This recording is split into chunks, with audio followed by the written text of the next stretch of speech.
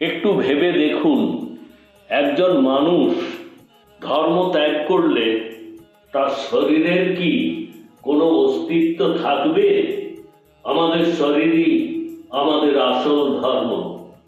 আমাদের শরীর যে 5টি উপাদান দিয়ে তৈরি, তা সবই ধর্ম।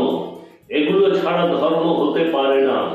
আমাদের দেহ এই প্রকৃত ধর্মেই তৈরি। আমাদের শরীর ধর্মের বস্তু। এই পৃথিবী এক, মহাকাশও এক। তাই আমাদেরও মালিকানা ত্যাগ করে ঐক্যবদ্ধ হতে হবে।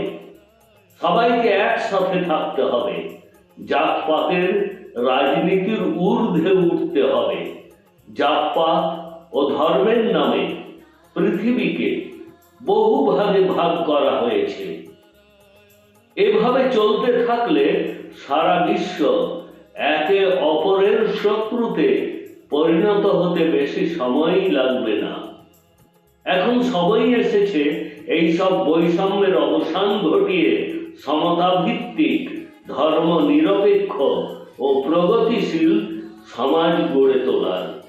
এটি তখনই সম্ভব হবে যখন আমরা আমাদের বিবেক, আমাদের মনের কথা শুনব, প্রকৃতি ও রামনারায়ণ রাম নামের সাথে সংযোগ স্থাপন করব।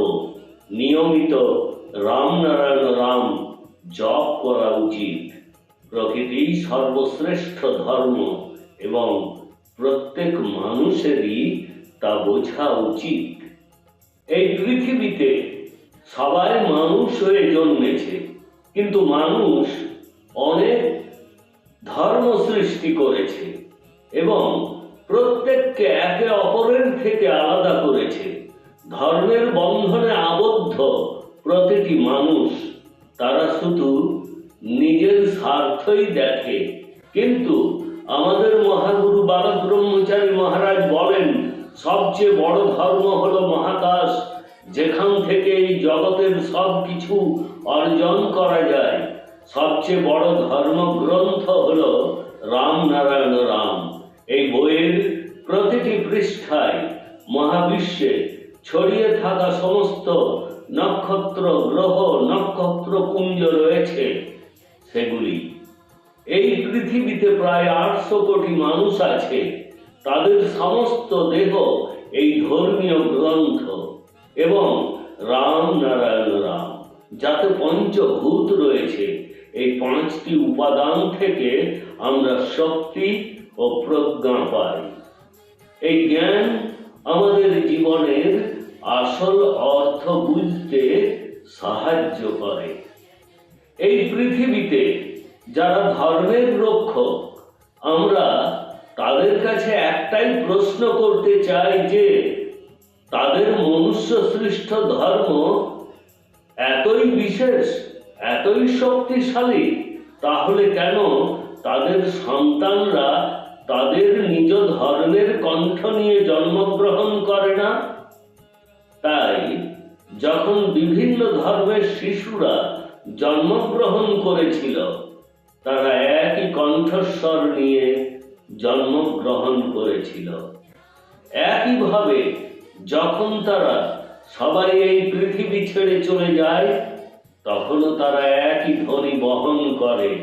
নিজ নিজ ধর্মের ধ্বনি নয়, সব ধর্মের মানুষের জন্ম ও মৃত্যুর সময় একই রকম ধ্বনি উচ্চারিত হয়। আমরা এই মহাবিশ্ব সম্পর্কে মোটেও চিন্তা করি না। কেন এটি এখানে আছে?